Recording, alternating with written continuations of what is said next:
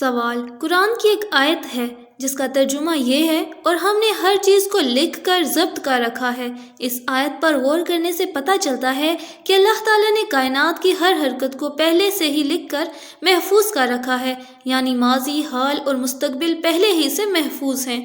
عرض یہ ہے کہ کیا روحانی طرزوں پر کوئی انسان اللہ تعالیٰ کی اس تحریر کا مطالعہ کر سکتا ہے؟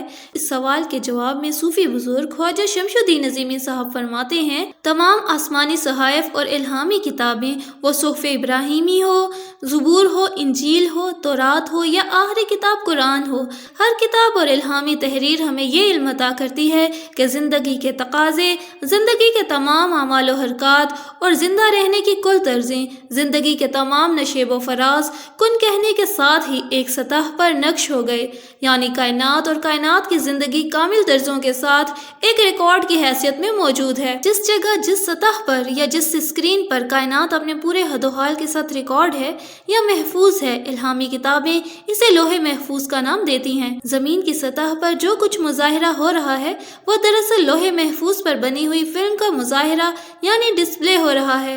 سائنسی زبان میں اس بات کو اس طرح کہا جا سکتا ہے کہ ایک پروجیکٹر ہے۔ اس پروجیکٹر پر ایک فلم لگی ہوئی ہے۔ وہ فلم جب چلتی ہے تو جہاں جہاں اسکرین موجود ہے وہاں وہاں پر فلم نظر آتی رہتی ہے۔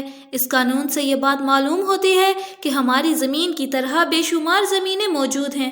جس طرح ہماری زمین پر انسانی آبادی ہے، اسی طرح کائنات میں موجود بے شمار سیاروں پر بھی انسان آباد ہیں اور وہاں بھی زندگی گزارنے کے تمام وسائل موجود ہیں۔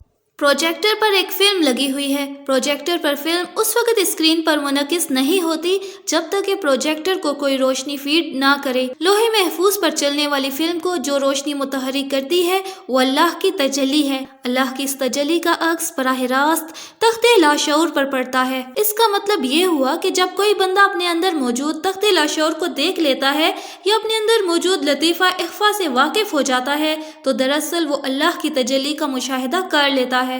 اس کے سامنے یہ بات آ جاتی ہے کہ کن کہنے سے پہلے عالم موجودات کی کیا حیثیت تھی اور کن کہنے کے بعد کائنات کی کیا حیثیت ہے۔